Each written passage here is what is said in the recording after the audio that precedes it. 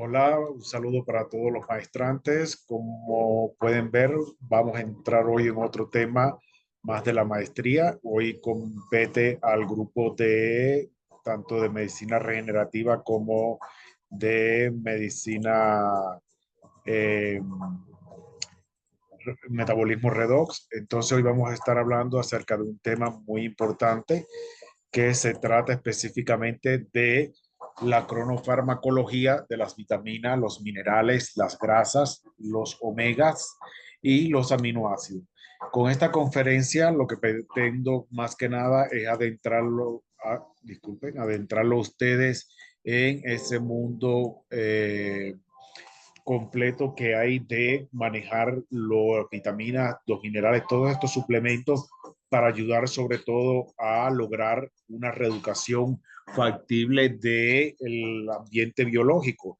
Si bien hemos hablado en el transcurso del semestre de lo que es la epigenética, de cómo nos puede ayudar a descubrir las necesidades de optimización en el cuerpo, pues una vez que ya tenemos ese plan terapéutico armado de que vamos a darle al paciente de suplementación para ayudar a reeducar el terreno biológico, pues tenemos que ya conocer al dedillo algo importante de esto, que estos minerales, que estos suplementos, pues tienen horarios específicos donde son más, tienen mejor absorción en el intestino, tienen mejor biodisponibilidad en la circulación a nivel de los transportadores plasmáticos, a nivel del paso por las membranas celulares, pero que además de eso, como muchos pertenecen a una misma familia, se da un fenómeno que es muy habitual en la bioquímica y sobre todo en esta parte de la asimilación, que es los mecanismos de sinergismo y los mecanismos de antagonismo, como incluso una sustancia, una vitamina es capaz de bloquear a otra vitamina o a un mineral,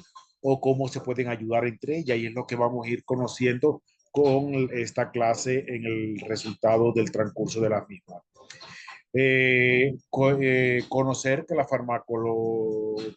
cronofarmacología es una rama muy reciente. Comenzó a investigarse a partir del 2017 con este premio Nobel de los ciclos circadianos, y específicamente la cronofarmacología habla de cada medicamento en nuestro cuerpo, en qué horarios son más asimilados, en qué horario tienen mejor recepción. Así yo le había contado a ustedes que la misma parte de oncología, pues se conocen hoy como los citostáticos o inmunológicos, tienen horarios específicos donde son mejor absorbibles, donde atacan más directamente al tumor y donde menos efectos secundarios producen. Por ende, es importante conocer al dedillo qué es lo que es la cronofarmacología y cómo influye la misma en la toma de decisiones para elaborar planes de tratamientos específicos. Que al unido con el test epigenético SPIS-Light, pues lo que permite más que nada es saber identificar de acuerdo a las necesidades de optimización media, ligeras o máximas, cómo voy a dar las mismas, en qué horario voy a aprovechar para las máximas carencias o máximas necesidades que tiene el individuo de optimización, aportar ese nutriente justo en el horario que sea correspondiente y justo con aquellos que van a ser sinergistas con él y no poner aquellos que van a ser antagonistas o que van a bloquear o van a interferir su ciclo de absorción, de biodisponibilidad o de asimilación a nivel de la célula. Entonces es muy importante para esto. Ahora, por eso cada suplemento que ustedes van a utilizar en su labor diaria como médico para colocarle un tratamiento a los pacientes, siempre tienen que tener muy en cuenta parámetros específicos, y por eso es muy importante que pidan siempre la carta de calidad del producto, de dónde viene la materia prima, cómo la elaboraron, si el laboratorio está o no legalizado y protegido por la COFEPRIS. En el caso aquí de México, en el caso de otros países, pues igual muchos medicamentos mexicanos pues los producimos, pero se comercializan también en Estados Unidos, pues también deben tener la aprobación de la FDA, y también la FDA supervisa esos laboratorios aquí directamente en México. Entonces, pues otra de los factores pues, que hay que tener en cuenta es la biodisponibilidad óptima, o sea, ver qué tanto por ciento de ese medicamento es biodisponible, porque bien como pueden apreciar el podcast que di con la químico farmacobióloga hace poco, hablábamos específicamente de esto, como muchas veces ponemos en una cápsula que tiene 500 miligramos y ponemos ejemplo coenzima Q10 y cuando usted analiza realmente ves que en la carta nutrimental o en el compartimiento de esta sustancia, bien, la coenzima Q10 es la última y no sube más allá de los 100 miligramos porque es lo que está estadificado que puede utilizarse a nivel de un suplemento. Ya para hacer un medicamento ortomolecular tiene que tener otra carga, pero ya es otro respaldo y es otra defensa frente a la COFEPRIS, porque ya dejaría de ser suplemento para entrar a ser medicamento. Y entonces, pues es muy importante esto. Y entonces de esos 500 miligramos, 100 miligramos son nada más de coenzima Q10 que lo otro que lo que es. Porque lo otro puede estar el excipiente, pueden ser los componentes de la cápsula, si la cápsula es de origen animal, si es de origen, si es sintética, si es de origen incluso del derivado del petróleo, porque hay muchas que se están utilizando y esto trae aparejado problemas a la hora del metabolismo del medicamento, incluso impregnación de hidrocarburos en el paciente y está más que nada por este medicamento que está consumiendo. También es importante conocer la sincronización de los ritmos circadianos, o sea, este suplemento, ¿a qué va a ayudar en el organismo? Por ejemplo, si yo voy a dar la melatonina, o sea, la melatonina no, si yo voy a dar el triptófano, ¿con qué objetivo lo doy? Pues bueno, el triptófano lo puedo utilizar para inducir una mayor síntesis de colágeno. Muy bien. ¿Cuándo se fabrica más el colágeno? Por la noche, es el momento en que los fibroblastos entran en el estado reparativo. Entonces, pues yo voy a buscar el horario donde el triptófano en la tarde sea mucho más absorbido. Generalmente es entre las 5 y entre las 3 y las 5 de la tarde. Entonces, cuando yo voy a dar el triptófano. Pero si yo quiero que ese triptófano se convierta en serotonina, ya tengo que pensar distinto. ¿Cuándo se empieza a fabricar la serotonina? Es durante el día, específicamente por acción del microbioma intestinal. Pues tengo que dar entonces el triptófano en horario de la mañana.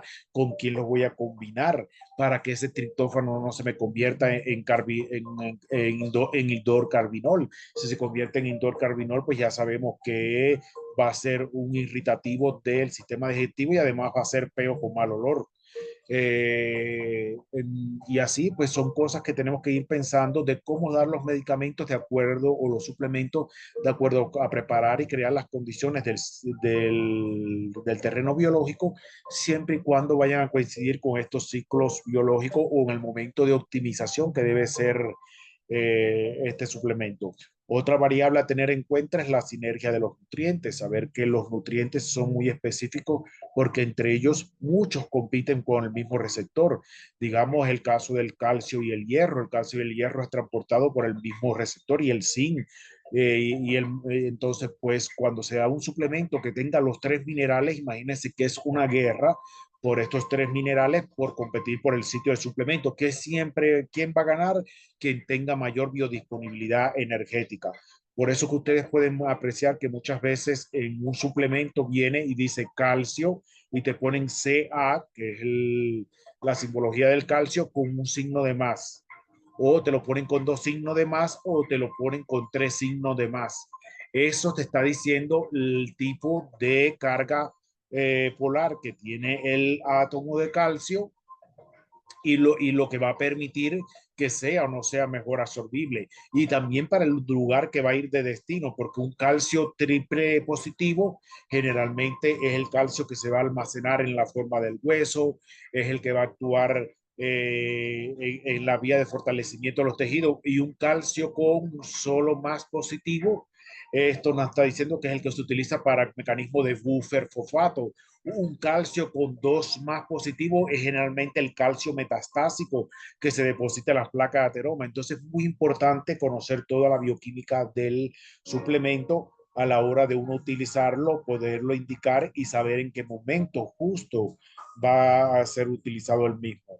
Y que esto, que no tenga competencia con otro, porque imagínate si usted pone un calcio con una más y entra un hierro con dos más, el receptor va a tener más asimilación por el hierro con dos más que por el calcio con un más. Y los dos pasan por el mismo receptor.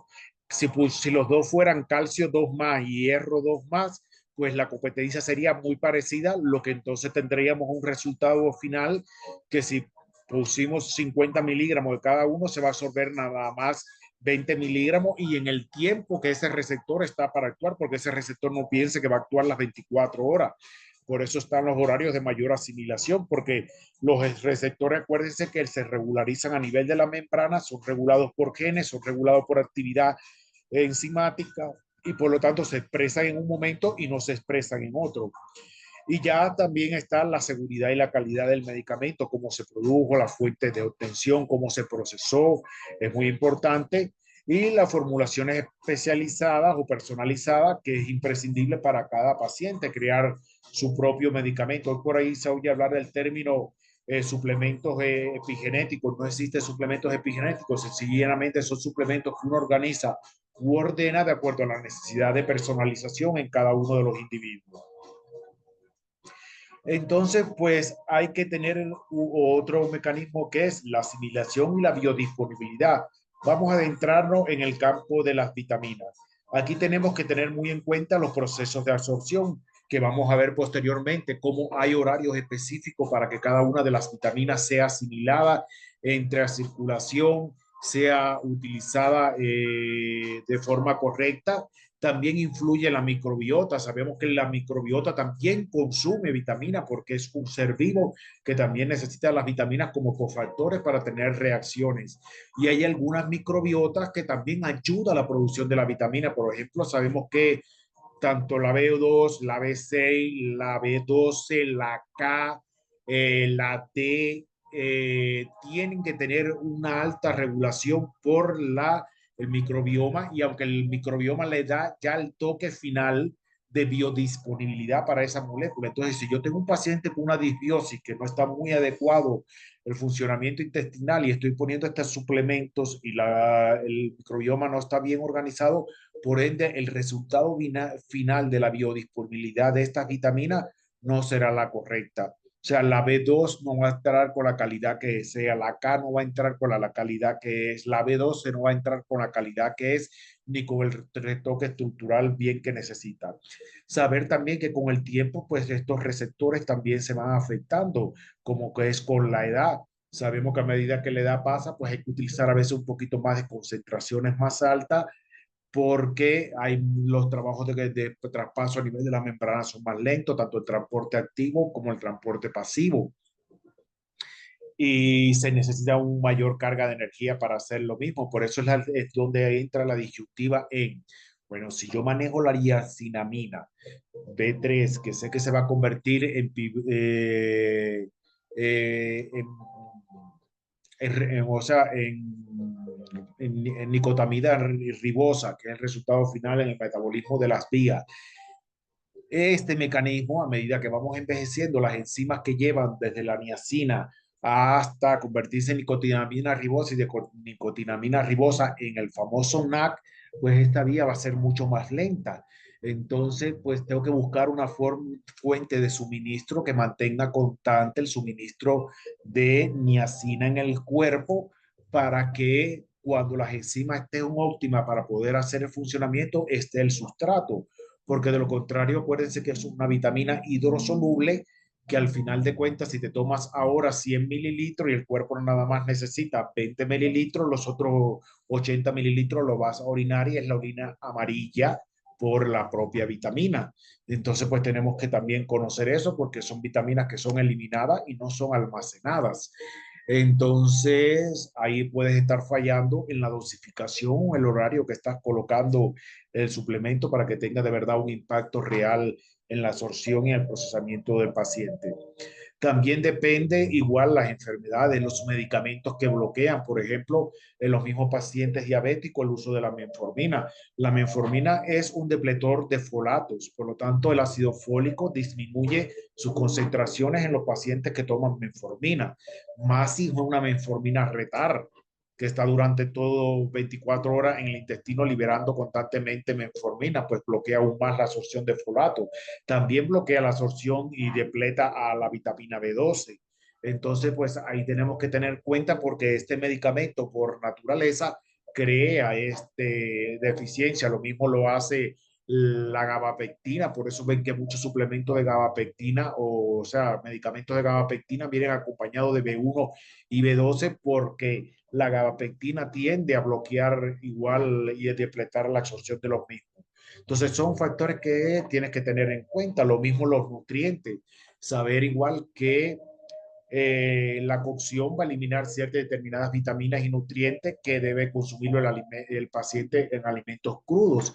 Ciertos alimentos crudos, pues los tenemos que tener en cuenta es el horario también que se da, porque sabemos que por regla general nuestro sistema digestivo está preparado durante el amanecer hasta las 3 4 de la tarde para digerir alimentos crudos. Sin embargo, a partir de ahí, el nivel de enzima disminuye completamente para estar casi en el mínimo a partir de las 9 de la noche.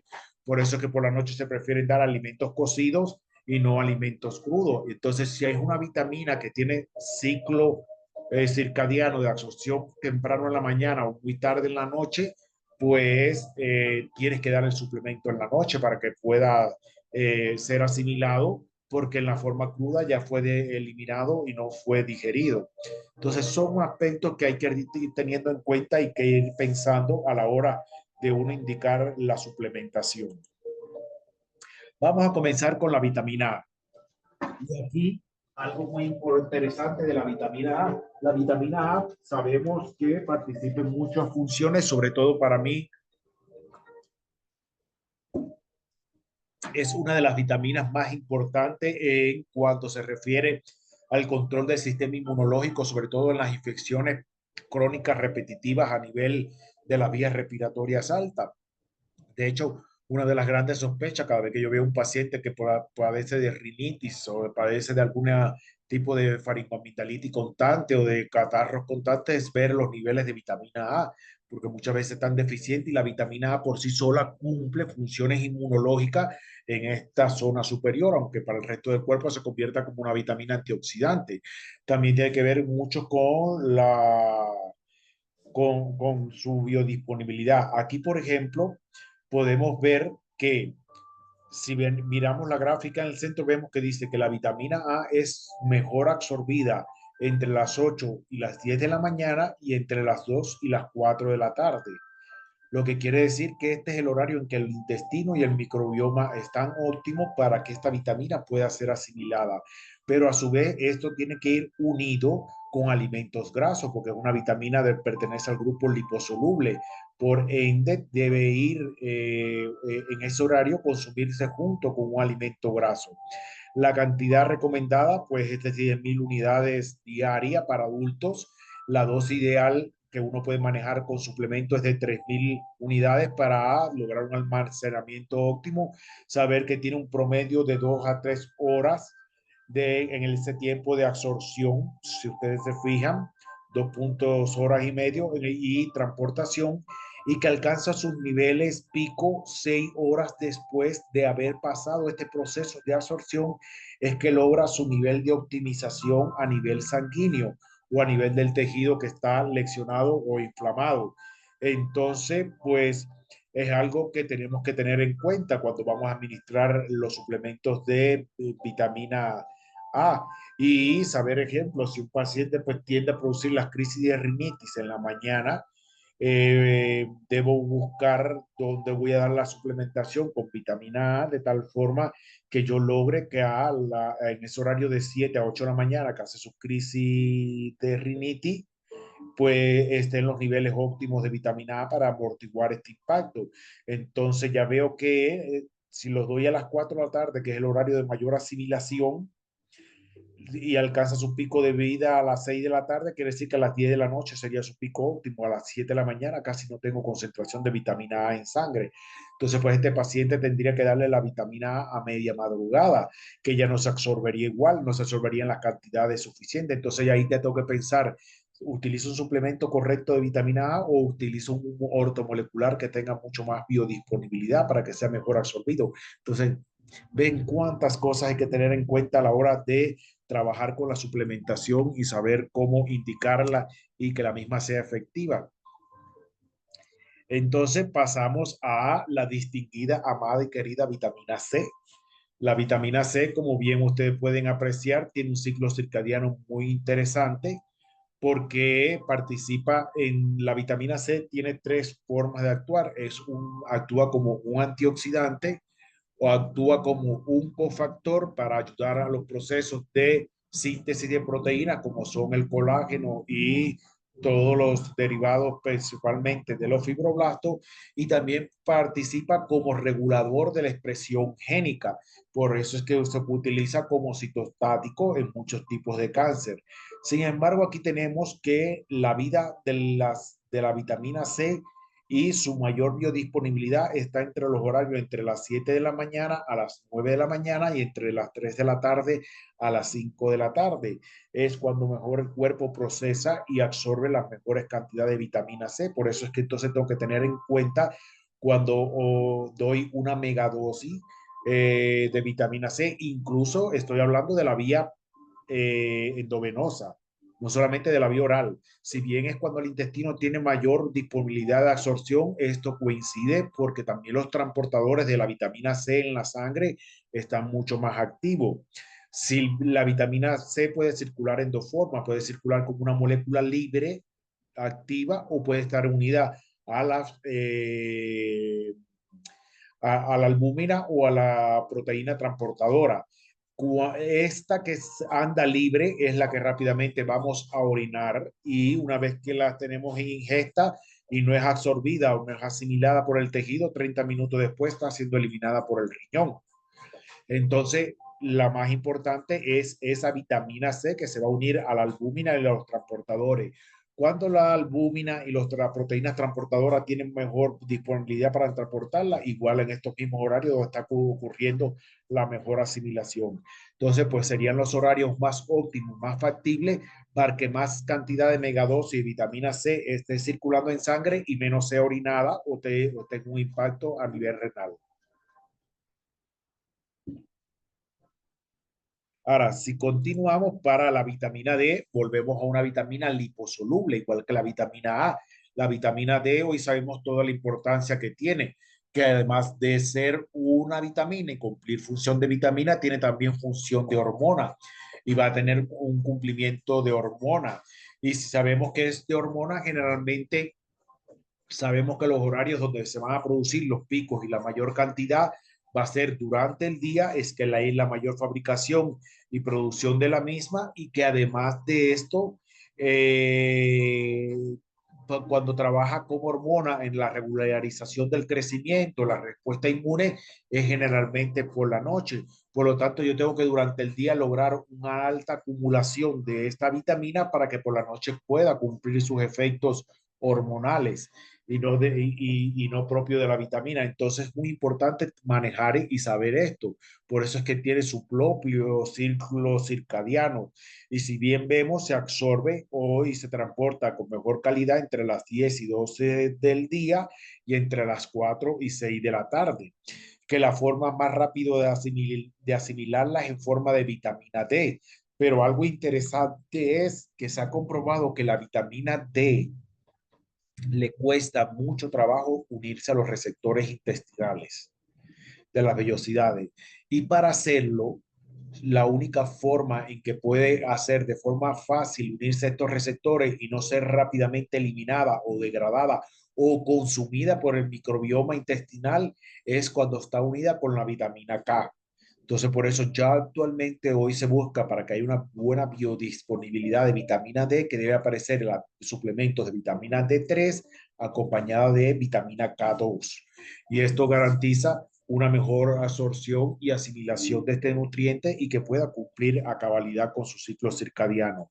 Está la vitamina E, otra vitamina de tipo liposoluble muy importante en esta actividad, porque la vitamina E, además de cumplir función antioxidante, sabemos que también tiene funciones de tipo regenerativa y cumple también funciones de tipo de inducción de transformación de macromoléculas, por lo que es importante, y además es citoprotectora.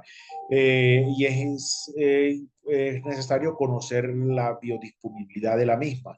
Saber que algo interesante, cuando la vitamina E se consume en horarios que no son los adecuados o ajustados, como vitamina liposoluble que es, se puede almacenar en el hígado. Y una de las cosas que se ha visto es que el exceso de vitamina E puede inducir esteatosis hepática. No, es solo, solo la podemos ver como una buena vitamina, sino que también no es aconsejable consumirla todos los días, sobre todo en suplementación y más que todo utilizarla nada más por alimentación, porque puede ser inductora de hígado graso. Como pueden ver, pues el horario de mejor consumo de la vitamina E es entre las 9 y 11 de la mañana y entre la 1 y las 3 de la tarde. Si se fijan, es una vitamina que tiene un ciclo de absorción muy corto durante el día. Quiere decir que toda aquella que se tome después de las 3 de la tarde o 4 de la tarde prácticamente ni se va a absorber, o si se absorbe se queda impactada a nivel del hígado y puede contribuir a producir más alteraciones a nivel del funcionamiento hepático, y es un aspecto importante a tener en cuenta. Entramos en el gran ciclo de las vitaminas B. Y aquí vamos a comenzar con la vitamina B1. La vitamina B1, que sabemos que es una de las vitaminas más importantes en el ciclo de Krebs y en la obtención de la energía, ya que es un cofactor que entra a formar parte rápidamente y a transformarse en pirofosfato de tiamina. Pirofosfato de tiamina, que es un inductor propiamente de aceleración del ciclo de Krebs, principalmente con las enzimas que tienen que ver con la transformación del pirúvico, del láctico y de la ciclos y de la coenzima A, que trabaja en esta parte y acelera completamente el funcionamiento. Se dice que el consumo es igual en hombres y en mujeres, 1.1 es lo más establecido. Generalmente en niños se trabaja en parte de microgramos, pues también la podemos encontrar como microgramos y no como miligramos, depende de la forma en presentación y también la biodisponibilidad. Casi siempre cuando se expresa en forma de microgramos es mucho más biodisponible que cuando se expone en forma de miligramos. Se dice que la vitamina B1, para que tenga un ciclo estable y de absorción, se absorbe mejor entre las 7 y 9 de la mañana y entre las 3 y las 5 de la tarde. Es cuando cumple más las funciones y tiene que ver sobre todo con el horario de arrancada de muchas hormonas importantes reguladoras de los ciclos circadianos más impactantes. Estamos ahora y veremos la vitamina B2. La vitamina B2, conocida como la riboflavina, sabemos que es muy importante en el metabolismo también energético. Es recomendable sobre todo para los problemas de la salud cardiovascular, de la salud digestiva. Es un regulador propio del microbioma, forma mucho, eh, o sea, forma parte de muchos compuestos y normalmente es una vitamina que tiende a alcanzar un punto alto durante el día y va disminuyendo durante la noche. Se dice que es asimilable entre 1 a 1,3 miligramos, es lo que necesita el adulto normal, y sus horarios de absorción están entre las 8 y 10 de la mañana y entre las 2 y 4 de la tarde. Es cuando el intestino pues tiene la mayor biodisponibilidad para absorberlo. La vitamina B3, ahí vemos igual la niacina que habíamos hablado anteriormente. Este es el precursor famoso del NAC. A partir de aquí nace el NAC, que es una de las formas que vimos de obtención de energía en la parte de catabolismo, que era el ATP, NAC y FAC. Pues aquí entra el NAC a formar parte de esta cadena. Se dice que generalmente es de 14 a 16 miligramos, pero cuando hay necesidades de optimización y de elevar los niveles energéticos, se puede llegar hasta 30 miligramos. Y vemos que es una vitamina que tiene un mejor horario de absorción, 9 a 11 de la mañana y 1 a 3 de la tarde. O sea, su pico de absorción es muy pequeño si ustedes lo comparan con las otras vitaminas, que empezaban a las 7 de la mañana y estaban hasta las 6 de la tarde. Esta nada más entre 9 y 3 prácticamente es que se puede lograr la mejor absorción de la misma. Por eso, ejemplo, dar vitamina B3 por la noche después de las 8, 9 de la noche, prácticamente de lo que vas a dar, por más que des, no se va a absorber prácticamente. Entonces tienes que aprovechar este horario para dar un impacto de dosis alta. Recordar que también es una vitamina hidrosoluble que también se va a orinar de forma rápida, o sea, se va a eliminar por la orina. Entonces tengo que jugar en dosificarla, fragmentarla en varias tomas, pero en este horario entre las 9 y 11 y entre la 1 y 3 de la mañana para que en realidad se absorba. Y como veremos posteriormente, lo interesante de esta vitamina B3, cómo es bloqueada por otras vitaminas, incluso que muchas veces erróneamente se ponen en el mismo complejo, como es el caso de la vitamina B2 y veremos ahorita. Aquí tenemos una de las vitaminas más controvertidas, que es el ácido pantoténico.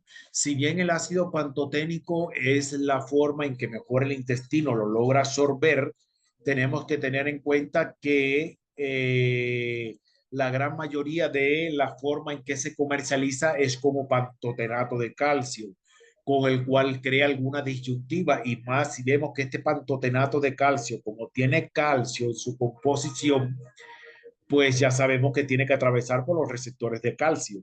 Y si va a atravesar por los receptores de calcio, tenemos que ver que no haya ningún mineral competente o ninguna vitamina competente que bloquee el calcio o que amortigue la absorción del calcio, porque de lo contrario, el pantotenato de calcio no se va a absorber, o la forma de vitamina de ácido pantoténico.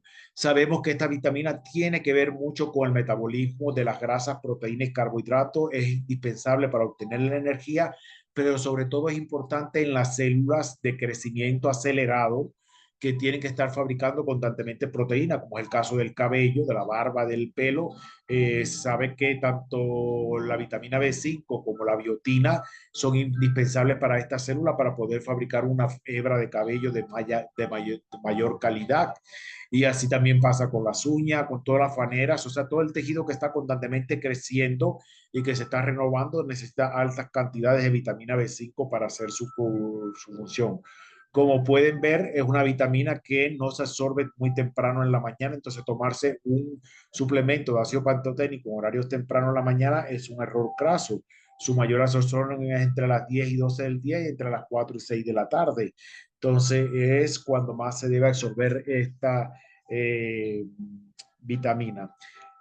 Entramos en la vitamina B6, otra vitamina muy importante, indispensable, porque forma, como ustedes lo vieron, parte del ciclo de recirculación de la purina y pirimidamina, porque es cofactor de estas enzimas y también de muchas enzimas que tienen que ver con la obtención de energía a nivel de la mitocondria o reparación también de las membranas. Por ende, es importante, la vitamina B6 se debe consumir 1.5 miligramos al día, es la dosis recomendada, pero la dosis máxima segura se puede llegar a hasta 120 miligramos, que el rango máximo que tiene de absorción es de 5 a 10 miligramos en los horarios que vemos, que es de 11 de la mañana a 1 de la tarde y de 5 de la tarde a 7 de la noche.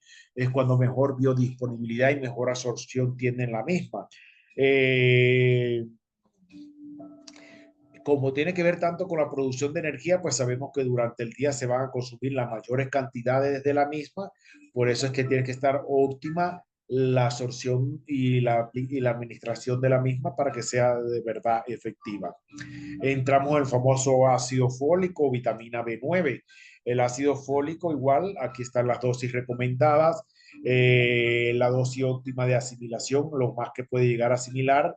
El mejor horario del consumo se ve que es a las 5 de la mañana, es cuando de verdad el intestino necesita el ácido fólico. ¿Para qué?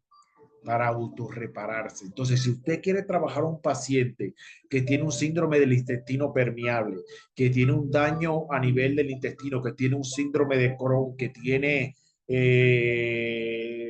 un intestino irritable, cualquiera de estas alteraciones, cuando mejor yo puedo impactar para lograr una regeneración a nivel del epitelio, es administrando entre las 4:30, entre las 4:30, administrando suplementos altos de ácido fólico para que a las 5 de la mañana estén disponibles a nivel del intestino delgado y del intestino grueso y puedan ser y puedan ir a inducir reparación directa del epiteliocito intestinal. Más, sin embargo, si yo quiero utilizarlo para que el ácido fólico cumpla las funciones de todo el resto del organismo, debo administrarlo entre las 9 a 11 de la mañana para que entonces ya no sea consumido por el epitelio intestinal y pase a trabajar en el resto del organismo como un citoprotector, como es el caso de las enfermedades autoinmunes o de las artritis, o entre la 1 y 3 de la tarde. Como ven, igual tiene un ciclo de absorción muy corto y muy limitado, y hay que saber incluso aprender a manejar bien las dosis en este tiempo. Entramos en la controvertida vitamina B12. La vitamina B12, que depende de dos factores muy importantes que hay que tener en cuenta en su ciclo de absorción. Primero es la calidad de la mucosa gástrica. Si yo tengo un paciente que tiene atrofia gástrica, que tiene gastritis o que tiene úlcera gástrica, sabemos que la activación de la vitamina B12 a nivel del estómago va a estar limitada. Por lo tanto, voy a necesitar en ese paciente aún dar concentraciones más altas de vitamina B12 para que sean absorbidas, o de lo contrario, voy a tener que pasar a la vía parenteral en suero o inyectada. Y también otro factor importante es el microbioma que tiene que le da el retoque final de biodisponibilidad a la molécula de vitamina B12 para que sea absorbida. Se dice que lo mayor, o sea, la dosis recomendada es de 0.4 miligramos microgramos al día, pero se puede llegar de 1 a 2 miligramos bajo supervisión médica en estas condiciones específicas que yo le hablé. El horario de mejor absorción es entre las 10 y 12 del día y entre las 4 y 6 de la tarde. En cuanto hay mayor absorción, mayor biodisponibilidad y mayor transporte de la misma en sangre. Ahora, como bien le hablaba, hay antagonismos entre estas vitaminas y hay sinergismo entre estas vitaminas, lo que quiere decir que eh, hay vitaminas que pueden competir entre ellas y hay vitaminas que pueden ayudarse entre ellas. Por ejemplo, la clásica vitamina C es muy bien, que puede ayudarme a mejorar la absorción del hierro, y la vitamina D, pues en concentraciones óptimas ayuda a mejorar la absorción del calcio. Y aquí está viendo un mecanismo de sinergismo. Sin embargo, por acá vemos que la vitamina E y la vitamina K no se llevan nada bien, que compiten por su absorción. Entonces, imagínense, si usted está dando un suplemento, fíjense, no quieres ni dar ni vitamina E ni vitamina K al paciente porque no se tiene necesidad de esto, tiene necesidad de vitamina D.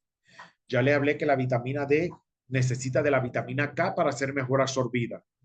Pero si tú das esa vitamina D con vitamina K, se va a absorber muy bien. Pero si a la vez pones vitamina E, ya le está quitando a la D el efecto sinérgico de la vitamina K. Por lo tanto, vas a bloquear y vas a disminuir la absorción de la vitamina D. Entonces vemos cómo de una manera u otra interfieren cada una de ellas en sus ciclos de absorción y sus ciclos metabólicos. Y ahora, pues listo para ver en esta gráfica y que le está ilustrando a ustedes aquí todas las vitaminas que más manejamos en la parte de suplementación, quienes ayudan a que sean mejor absorbidos, todo el grupo sinérgico, y quienes intervienen y hacen que no sean bien absorbidos.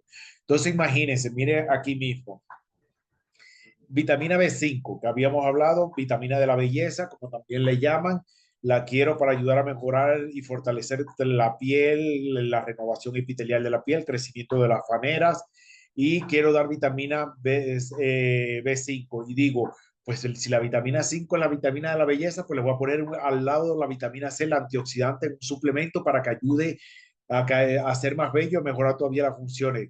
Error craso, ¿por qué? Porque la vitamina C bloqueará la absorción de la vitamina B5. Aquí bien interesante el calcio.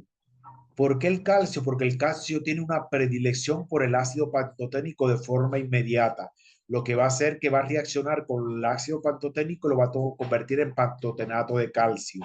Y el pantotenato de calcio, ya les hablé que tiene una mejor, una absorción más limitada a nivel del intestino que el ácido pantoténico propiamente dicho. Ahora, el hierro va a ser un antagonista de la vitamina B5. Si la estoy poniendo en forma de ácido pantoténico, no, pero si la doy en forma de suplemento de pantotenato de calcio, el hierro y el calcio no se llevan bien, por lo tanto, el hierro va a disminuir la absorción.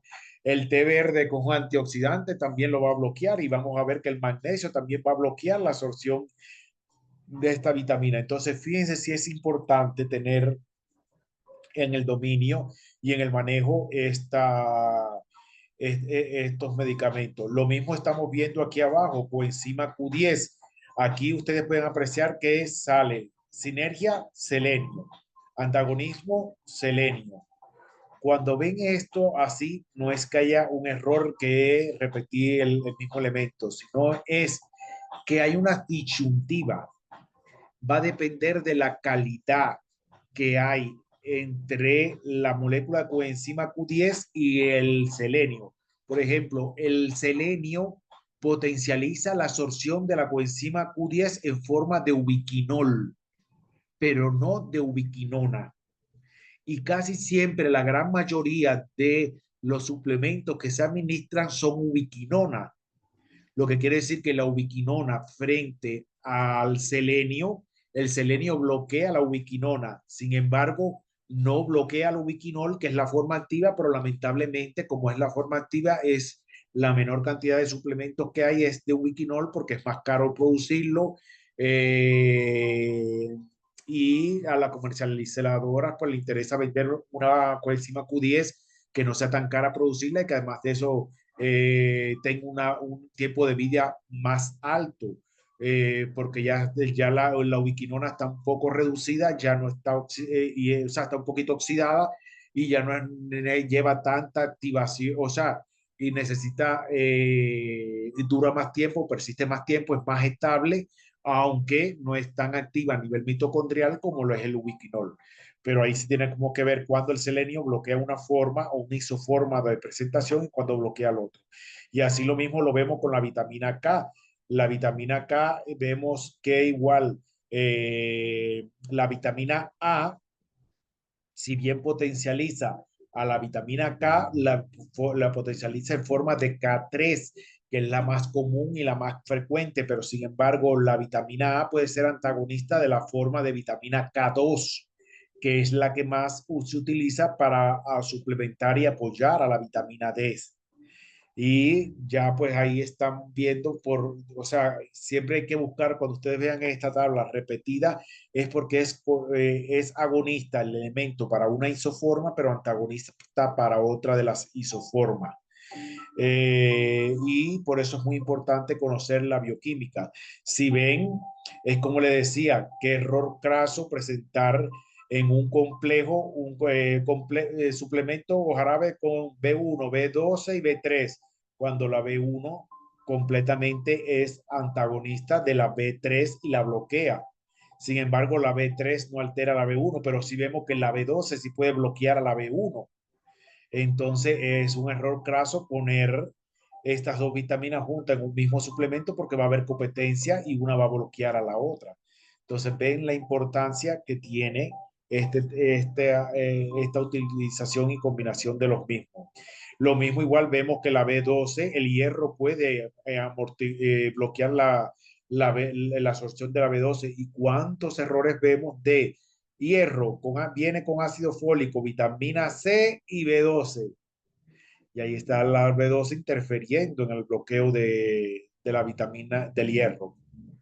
Pero también la B12 tiene, o sea, la vitamina C amortigua y desplaza la vitamina B12 y así sucesivamente. La vitamina B6 vemos que tiene un antagonismo con la glutatión. O sea, compiten por los mismos receptores, compiten por el receptor GLU1 para poder pasar. Entonces, desplazan y tienen competencia. Entonces, de ahí es que yo veo los errores estos. Suero con megadosis de vitamina C, glutatión. Oiga, está formando una competencia a nivel de la membrana celular. O va a entrar glutatión o va a entrar vitamina C. O lo que va a entrar de vitamina C es muy poquito, lo que va a entrar de glutatión también es muy poquito. Y el resto, meado. Entonces, como yo digo, es a poner a un paciente a pagar sueros y suplementos para tener una orina cara, porque al final de cuentas no va a haber la absorción correcta de los mismos. Entonces, bueno, esto hubiera sido bueno estar frente a frente para irnos discutiendo, pero vamos a continuar. Entonces, ay, entramos en la asimilación y la biodisponibilidad de los minerales. Los minerales es uno de los grupos más interesantes, a mí me gusta mucho porque son uno de los más mal manejados, al igual que las vitaminas. Los minerales también cumplen funciones de, casi siempre son componentes de las macroproteínas más importantes como la mioglobina, como la insulina. Eh, y así sucesivamente, y también ayudan a mantener el equilibrio de desplazamiento de los metales pesados en el cuerpo y evitar que estos metales pesados se logren almacenar y logren ser desplazados de los tejidos donde tienen mejor predisposición estos minerales.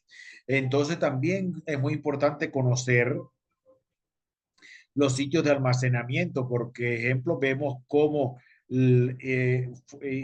a veces minerales antagónicos tienen el mismo tejido de almacenamiento o tejido de sostén, como es el hígado, el hueso y los músculos. Lo que quiere decir, si usted se pasa en demasía de calcio, va a haber calcio, mucho calcio en el músculo, mucho calcio en hueso, mucho calcio en hígado, que va a desplazar a su vez al hierro por ser un antagonista del hierro, como vamos a ver posteriormente. Entonces no deja que se absorba o se asimile o se guarde el hierro en forma de reserva en estos órganos. Entonces siempre es muy importante saber y aprender a trabajar con todo esto.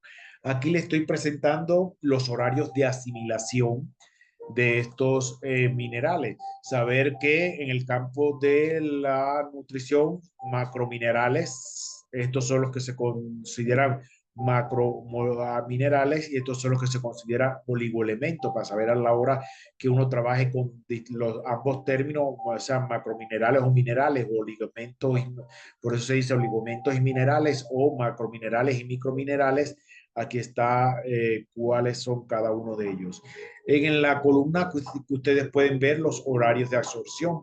El calcio se absorbe mejor a las 8:11 de la mañana. No tiene doble horario ni otro horario de mejor absorción. O sea, su absorción va decayendo después de las 11 de la mañana y prácticamente ya por la tarde no se asimila nada de calcio. De ahí es que hubo un error que se decía que en la medida que vamos envejeciendo ya no absorbemos calcio o el calcio ya no se deposita en los huesos. No, lo que tiene que ver es fundamentalmente es los alimentos que aportan calcio, en qué horario se están colocando y si no hay competencia o inhibición con otro elemento que bloquee esa absorción del calcio o en la fuente que viene el calcio. Vemos igual el hierro es de doble absorción y casi ya todos los minerales tienen un horario de doble absorción. Vemos como incluso tiene que ver mucho con la forma. De hecho, aquí me detengo en el magnesio. En el magnesio depende de las formas clásicas.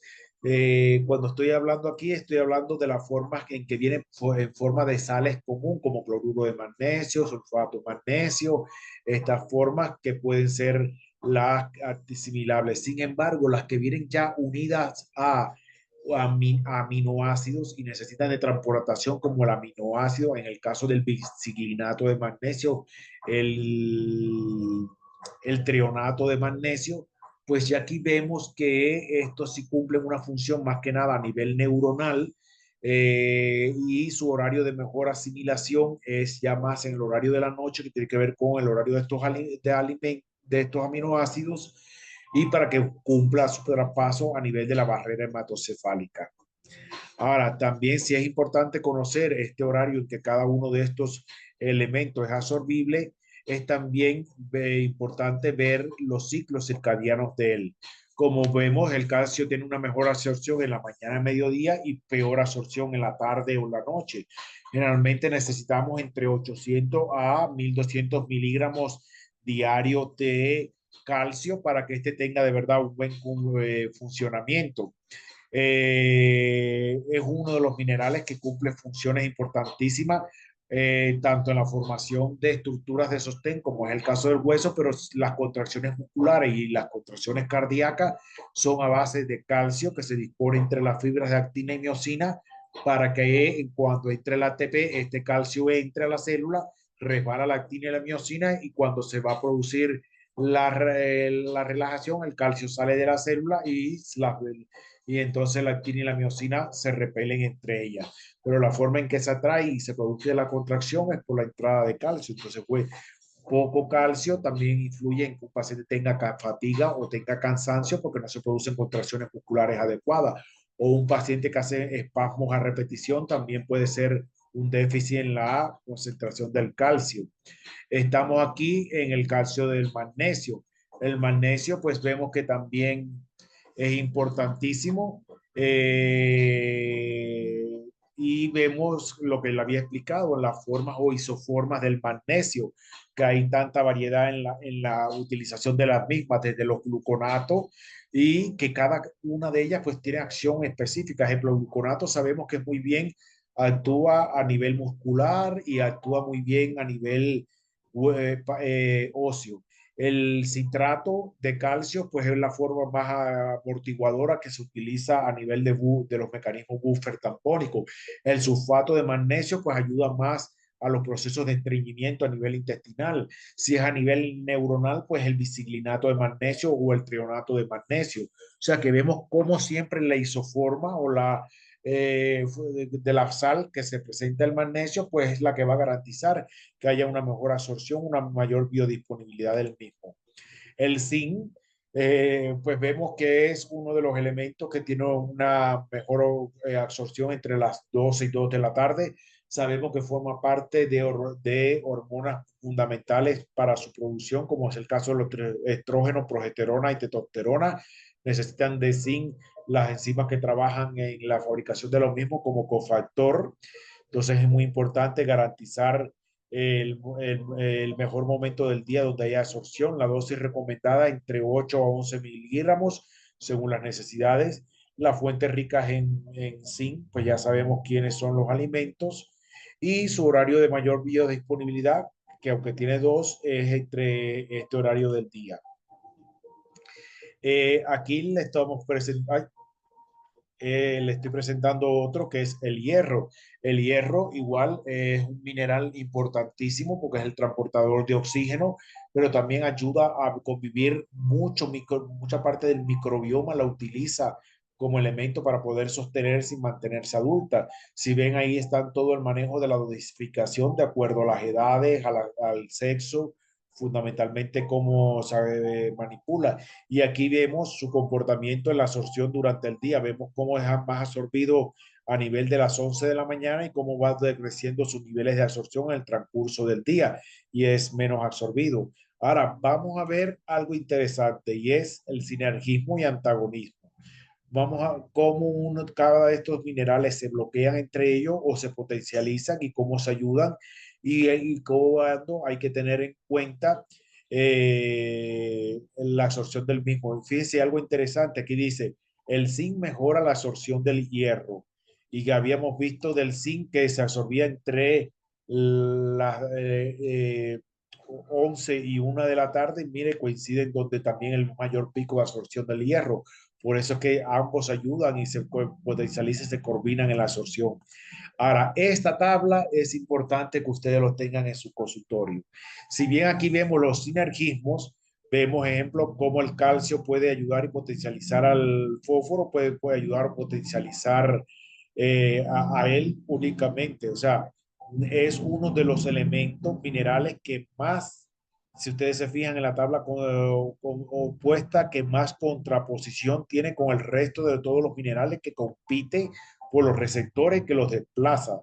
A ejemplo, vemos que el zinc potencializa mucho lo que es la absorción de el molibdeno, el hierro favorece la de manganeso y la de cobre, así sucesivamente. Vemos cómo ellos se combinan para ayudarse a la absorción. Sin embargo, esta tabla a mí me gusta mucho más. Y aquí tienen que prestarle atención al sentido de las flechitas. porque el sentido de la flechita te está diciendo qué elemento bloquea a qué elemento. Y es mucho más importante cuando un mismo elemento tiene dos flechitas, como en este caso miremos al zinc y al cobre. Ejemplo, el zinc bloquea el cobre, pero el cobre bloquea el zinc, lo que quiere decir que cuando ambos se den juntos, tanto en alimentos como en suplementos, la guerra entre ellos va a ser grave para la absorción a tal punto que posiblemente no se absorba ninguno de los dos. Sin embargo, si vemos que si doy calcio con cobre, el calcio, si vemos el sentido de la flechita, el calcio va a bloquear al cobre completamente, desplazándolo, no se va a absorber nada de cobre y el cobre, en cambio, no va a bloquear las absorciones de calcio, por lo cual se va a absorber toda la cantidad de calcio, más no se va a absorber nada de cobre. Y esto es importante que más vean los sentidos de la flecha. Y vemos como el zinc igual compite con el bloquea la absorción del cobalto. El cobalto vemos como es uno de los elementos más nobles que no se mete con nadie ni bloquea la absorción de nadie.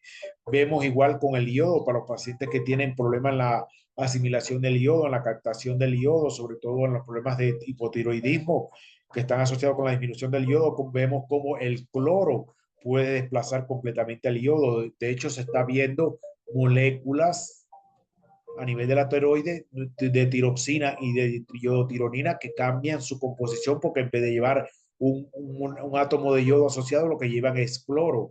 O también el flúor que hace el mismo mecanismo que el cloro, aunque aquí no viene representado en la tabla. El calcio, vamos igual como también bloquea la absorción de yodo y vemos como también el molbideno bloquea la absorción del yodo.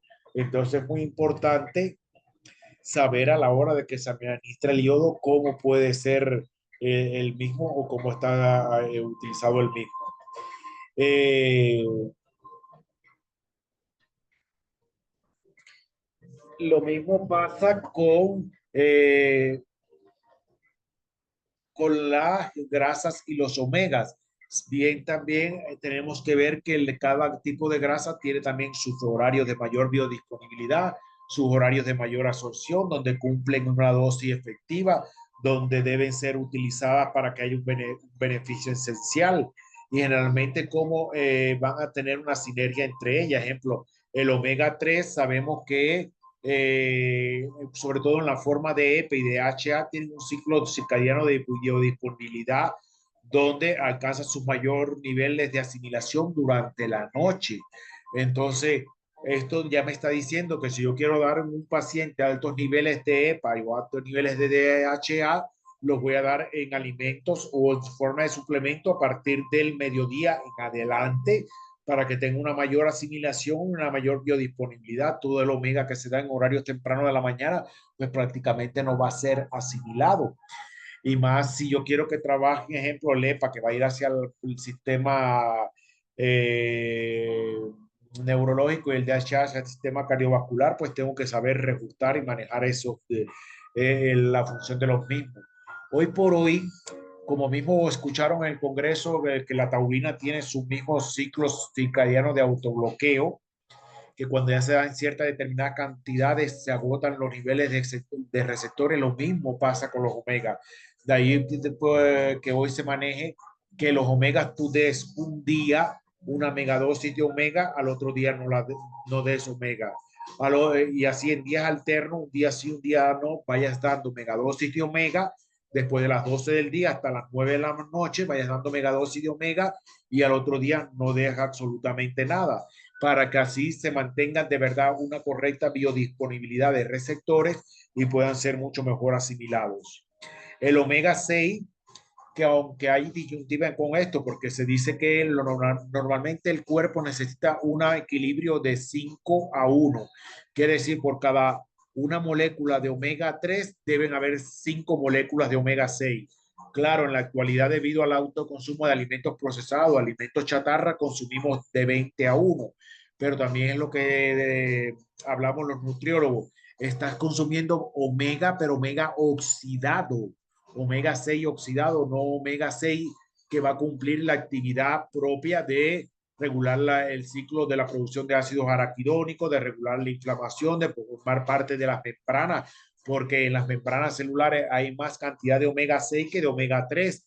Entonces, que es muy importante, por eso los mecanismos de autofagia, la presencia del omega 6 para que se despierten correctos mecanismos de autofagia.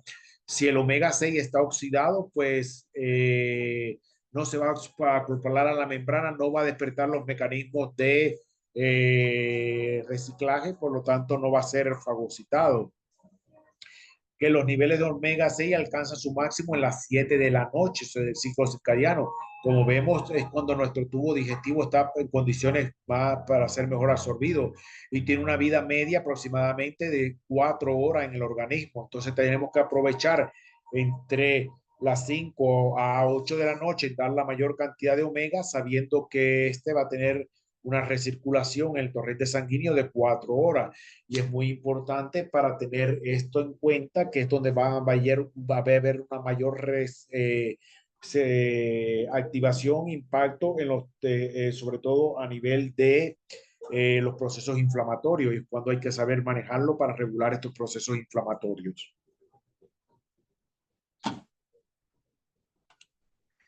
El omega 9 pues también sabemos que es el ácido leico, forma parte de funciones importantes cardiovasculares, función cerebral y sobre todo regulación de las hormonas a nivel de la fabricación de las hormonas sexuales, juega un papel importante, sobre todo para una salud adecuada de la testosterona y de el cortisol, evitar sobre todo que haya una fatiga adrenal o que haya una alteración en este órgano.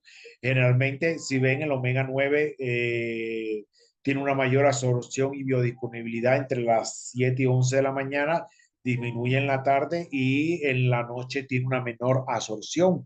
A diferencia de sus compañeros omega 3 y omega 6 que se absorben mejor en la noche, pues vemos que el omega 3 no es bien absorbido en la noche. Entonces, pues muy importante que para su asimilación se tomen 2 o 3 horas al día y tenga una mayor pauta de asimilación y sobre todo protección a nivel de ciclo circadiano y sobre todo en aquellos pacientes que tienen un estrés constante y mantenido. El sinergismo y antagonismo, pues vemos que el omega 3 y omega 6 tienen un efecto sinérgico con los antioxidantes, por lo que tanto deben siempre ir acompañados de antioxidantes que lo protejan, excepto principalmente, por ejemplo, el resveratrol, las astaxantinas son antioxidantes, el grupo de los eh, polifenoles, pues son los que más van a ayudar a proteger a los omega y van a evitar sobre todo que se oxiden, por lo que tienen alta sinergia. Sin embargo, la absorción de ciertos minerales como el calcio, el hierro y el zinc siempre van a bloquear la absorción de los omega. Y voy a tener que tener en cuenta esto, porque si yo a la hora de administrar un suplemento estoy dando altas dosis de omega 3 y a la vez estoy poniendo suplementación de zinc o estoy poniendo suplementación con hierro o con calcio o estoy poniendo un suero de hierro, de zinc al paciente en el horario de la tarde o de la noche que tiene que ver con la mejor biodisponibilidad de omegas en sangre, vamos a ver que el zinc va a bloquear la estabilidad de esos omega a nivel de sangre y por lo tanto no van a recircular de forma adecuada en los transportadores. Entonces, mire cuántas cosas muy importantes que tener en cuenta. Sabemos que también van a facilitar la absorción de la vitamina A, D, E, la K, que son vitaminas liposolubles. Y que también el omega, para que tenga una adecuada recirculación, tiene que también recibir un impacto positivo del microbioma, debe estar acompañado de fibra o sea, de alimentos pobres en fibra, porque las fibras bloquean y retienen los omegas en la luz intestinal y por lo tanto no dejan que los omegas sean absorbibles. Entonces imagínese, si usted por la noche que le vas a dar los suplementos de omega a una paciente y la paciente se mete una ensalada de lechuga con espinaca, con berro, con perejil, esta cantidad de alimentos que son ricos en fibra,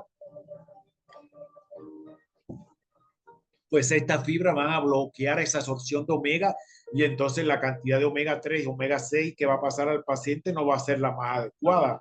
Entonces miren cuántas cosas son importantes tener en cuenta a la hora de la suplementación del paciente. Entramos también en un grupo importante que son los aminoácidos esenciales. También los aminoácidos, pues igual, recuérdense que casi todo nuestro cuerpo está construido y la proteína son las estructuras principales, ya que van a formar parte de las proteínas de sostén. Las enzimas están formadas por proteínas y un gran grupo de hormonas, pues está formada específicamente por proteínas. Entonces tengo que tener muy en cuenta la asimilación de los mismos. ¿Por qué? Por la biodisponibilidad de los mismos.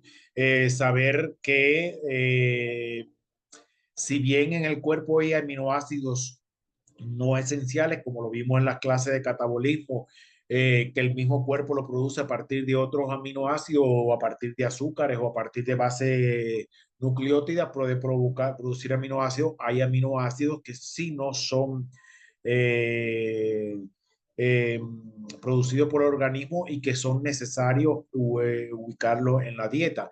Pero no obstante, también hay algo que debemos aprender. En la medida que el organismo tiene que cambiar la ruta metabólica para procesar y transformar un aminoácido o darle origen a un aminoácido, hay un desgaste metabólico, estoy acelerando procesos catabólicos y estoy produciendo más desgaste energético en el organismo. Y es importante tener en cuenta esto porque hay que activar vías anabólicas igual. Aquí le estoy presentando los distintos aminoácidos, incluyendo acá abajo le pongo lo que son conocidos como aminoácidos, o sea, forman parte del nombre de aminoácido, aunque no tienen la estructura completa de un aminoácido, pero tienen una cierta similitud estructural y por lo tanto cumplen una función igualita que los aminoácidos. Y este que le pongo aminoácido condicional es el aminoácido que entra como precursor de la glutatión. Sabemos que la cisteína es una forma de ser precursora de la glutatión. Entonces tenemos que tener muy en cuenta la diferencia cuando nos están vendiendo una cisteína como aminoácido no esencial y una cisteína cuando lo están vendiendo como aminoácido condicional. Entonces tengo que buscar esta palabra en la carta de producción porque esta es la que va a ser precursora inmediata de la formación de glutatión en el resto del cuerpo. Entonces es muy importante tener esto en, en su función. Los aminoácidos, la gran mayoría se absorben a nivel de el ilio y del yeyuno. Generalmente por estos transportadores, ellos tienen competencia entre sí mismos. Vamos a ver posteriormente la tabla de competencia, por lo que hay que tener muy en cuenta es el mismo que las formas L se absorben mucho más rápidas que las formas D, es también algo importante que debemos ver, por eso es que L-carnitina, L-taurina, L-carnosina, porque las formas L son mucho más fácil de absorber y los que tienen el grupo alfamino más libre igual son también más absorbibles de forma más rápido por encima de los anteriores. Aquí muy importante el horario, por ejemplo, vemos que el triptófano, fíjense, su horario de mayor absorción es a las 10 de la mañana, entre las 10 de la mañana y 12 del día, entre las 4 de la tarde y 6 de la tarde. Entonces, imagínense ese triptófano que supuestamente no sé quién ha dicho, triptófano en ayuna, tómatelo en ayuna con vitamina C para que sea mejor. Muchas veces el triptófano se convierte en indolcarbinol y no se convierte y no es asimilado correctamente o las cantidades suficientes porque está fuera de su horario de reajuste. Entonces hay que ver los horarios de reajuste en qué horario se corresponden cada uno de los mismos. Aquí le estoy presentando los compuestos, estos aminoácidos, incluyendo los no estructurados, y cómo ellos, aquí en esta tabla de aquí se están presentando las sinergias, quienes ayudan a quién, y en esta tabla de aquí se están presentando los antagonismos. Por ejemplo, vemos el triptófano, la fenilalanina y la tiroxina lo ayudan, pero si tú das un suplemento, triptófano y lisina, ahí mismo se bloqueó la absorción del triptófano. Y si es muy bueno es la lisina para obtención de energía a nivel del sistema nervioso central, porque es imprescindible, bloquea la absorción de triptófano, incluso a nivel de la barrera hematocefálica, compiten ambos para evitar que se absorba la cantidad de triptófano suficiente y sean convertidos en serotonina o sean convertidos en melatonina. Entonces, ahí fíjense todo la importancia que hay que tener en el juego de los mismos y del uso de las mismas. Las carnitinas igual, vamos también con quién la carnitina vemos que con vitamina C es muy absorbida o con ácido aspartico. Entonces, si yo doy vitamina C con estas dos, pues voy a acelerar más los metabolismos de los ácidos grasos. Sin embargo, si hay fenilalanina en el medio, va a bloquear la absorción de la carnitina. Entonces, tengo que ver incluso si el suplemento que está tomando la persona para hacer ejercicio es un shot de proteína y con L-carnitina y hay fenilalanina, error craso. Entonces tengo que dar primero la carnitina, dejar que se absorba la carnitina, el paciente haga ejercicio, utilice la carnitina para quemar la grasa y después entonces que voy a dar la fuente de proteína donde viene la fenilalanina que bloquea la absorción de la carnitina. Entonces, siempre hay que jugar con todos estos mecanismos. Vemos que la cisteína es bloqueada por la lisina y la arginina. Entonces, si yo voy a dar lisina junto con un precursor de la glutatión y aparece la lisina, pues estoy bloqueando la absorción de la cisteína en forma de precursor para la glutatión. Entonces, fíjense cuántas cosas importantes manejar en este dilema. Y más cuando quiero potencializar cada uno de estos aminoácidos en funciones específicas. Bueno, continuamos.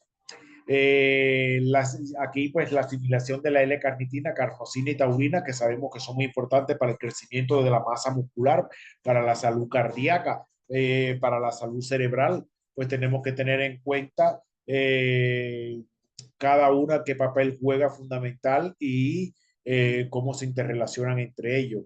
Eh, ya vimos los sinergismos y el antagonismo entre cada uno de estos factores.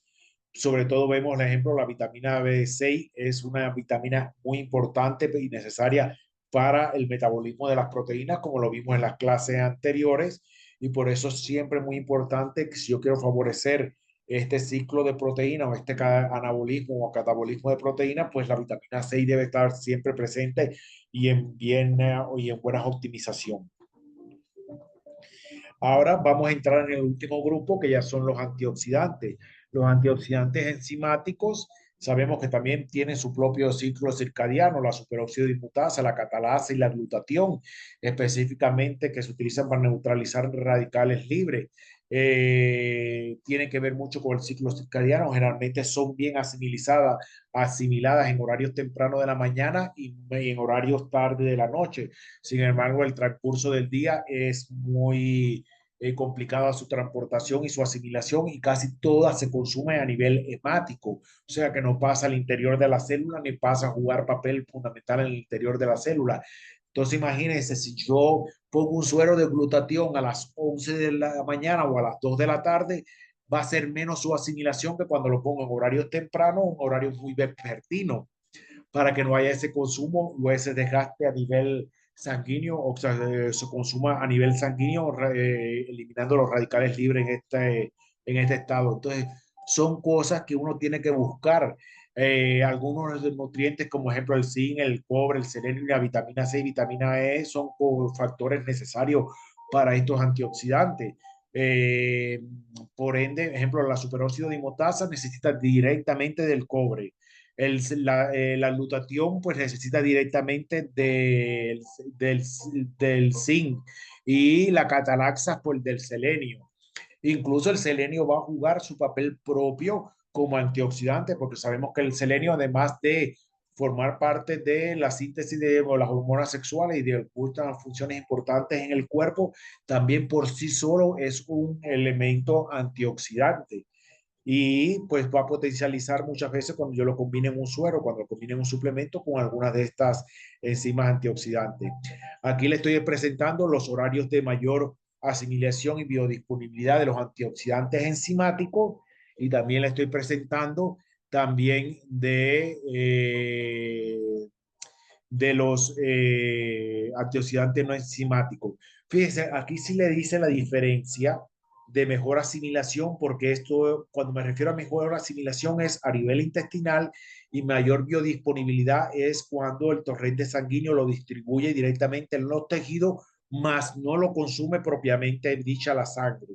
Lo que quiere decir, la superóxido dismutasa se absorbe entre las 8 y 10 de la mañana, entre las 4 y 6 de la tarde, pero sin embargo, para que no tenga un impacto en la sangre y esté circulando en sangre y pueda entrar de verdad a la célula, debe estar en sus máximas concentraciones entre las 10 y 12 del día y entre las 6 y 8 de la tarde. Fíjense que casi siempre es horario seguido a la asimilación para que sepamos cuándo lo necesitamos poner como suplemento, vamos para la asimilación y cuando lo vamos a poner como suero, tenemos que ir con el horario de mayor biodisponibilidad, que es cuando va a estar factible en sangre para que vaya a hacer su circulación. Miren la glutatión. La glutatión, ¿cuándo serían los horarios óptimos para poner un suero? Entre las 2 y 2 de la tarde y entre las 8 y 10 de la noche. Entonces, un horario fuera de ese, un suero de glutatión colocado fuera de ese horario de mayor biodisponibilidad, lo que va a garantizar es que toda esa glutatión va a actuar a nivel sanguíneo, va a ser consumida a nivel sanguíneo, pero no va a entrar al interior de la célula y no va a jugar el papel antioxidante a nivel de la célula, o va a llegar, pero muy pocas concentraciones. Entonces, es muy importante tener esto de los antioxidantes cuando cumplen funciones antioxidantes. Fíjense, aquí me estoy refiriendo a las vitaminas cuando tienen acción antioxidante y no su acción como vitamina. Ya con su acción de la vitamina lo vimos en la tabla de vitaminas. Aquí ya cuando estas vitaminas van a cumplir su función de antioxidante. Igual, miren cómo podemos manejarla tanto en suplementación como a nivel de suero. Y entonces, pues, saber esto, que siempre hay la asimilación y la biodisponibilidad va a estar muy influenciada por el pH del entorno. Sabemos que si el pH está muy ácido, generalmente se van a absorber menos, los antioxidantes van a ir a cumplir funciones específicamente amortiguar ese pH, que tiene que ver mucho la relación de la microbiota, sobre todo que haya una microbiota exacta, no disfuncional, no disbiótica, porque si no, no se van a absorber y expresar de la misma forma. Eh, Saber, ejemplo, de la clasificación de los carotenoides, porque siempre vemos los carotenoides como grupo, pero no vemos que hay diferencia entre betacarotenos, licopenos, leuteína, zeoxantina. Sabemos que, ejemplo, yo puedo dar una fuente de licopeno y va a ser más asimilada por las glándulas.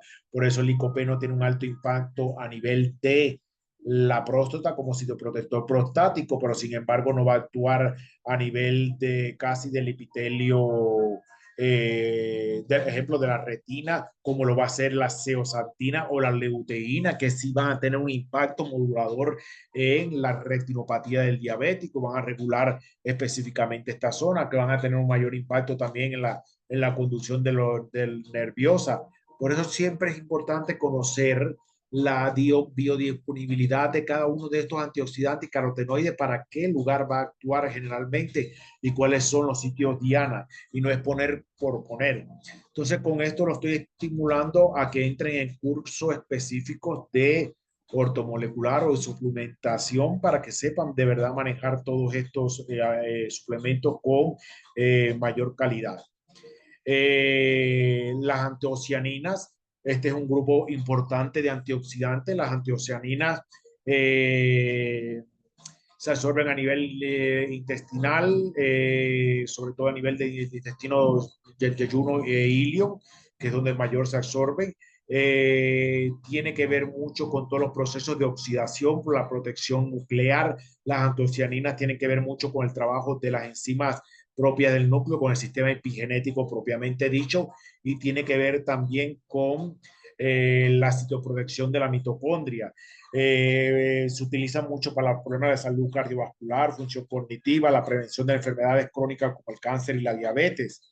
Y generalmente, pues sí, los alimentos violetas o de colores azules oscuros son los más ricos en antocianinas, que van a cumplir esta función. Los flavonoides, que es uno de los grupos más ricos de antioxidante que hay, son los que tienen que ver mucho con la regularización de, fíjense, importante, ¿de quién? De la citocromo P450, lo que tiene que ver mucho con la regulación de la apoptosis o desde el tiempo de vida útil ¿cómo se llama esto? De la mitocondria. Se transportan directamente unido a la albúmina, lo que quiere decir que si el paciente está bajo en albúmina, el transporte de antioxidantes de tipo flavonoide va a ser mucho más difícil, por lo cual es importante que yo tenga que medir en los mismos a nivel de sangre, o sea, la albúmina en sangre para saber si de verdad está transportando los flavonoides. Que el grupo más importante de los flavonoides está la quercetina y la esperidina, y también el resveratrol, que forma parte de este grupo. Eh, Forma interacciones complejas con diferentes nutrientes, sobre todo la quercetina. Recuérdense que cumple un papel antiinflamatorio potente. Si la microbioma está en disbiosis, la microbioma consume toda la quercetina y no pasa al interior, por lo tanto, no voy a utilizar la quercetina como antiinflamatorio, y uno de los antiinflamatorios que tienen más impacto para modular el microambiente tumoral y que logran mayor impacto en la inflamación de ese microambiente tumoral.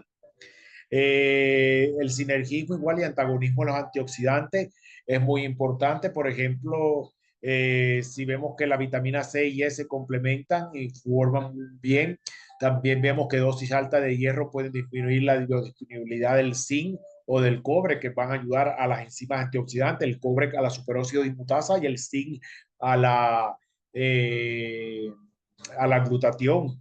El equilibrio de los antioxidantes, por eso es importante saber manejarlo y tener un adecuado control en su suplementación. Eh, Igual, los antioxidantes enzimáticos como la catalaxia y la glutatión peroxidasa pueden emplearse en antioxidantes junto con carotenoides y polifenoles para que estén protegidos, para que puedan ser asimilados. Sin embargo, si los pongo con hierro, los pongo con otro tipo de grasa, pueden bloquearlo y hacer que su absorción sea muy disminuida. Mis conclusiones y recomendaciones, estimados médicos, nutriólogos y terapeutas que se dedican a esto, pues saber trabajar bien con todos los mecanismos de la cronofarmacología, que está cambiando completamente, saber manejar bien toda la sinergia de estos alimentos para poderlos instaurar o implantar de forma adecuada en el paciente. Pues sin más, ha sido todo un gusto haber estado con ustedes en esta conferencia. Espero que hayan sido de su interés y que la hayan aprovechen al máximo. Y ya saben, cualquier duda, aquí estoy para evacuarla. Muchas gracias y bonito fin de semana.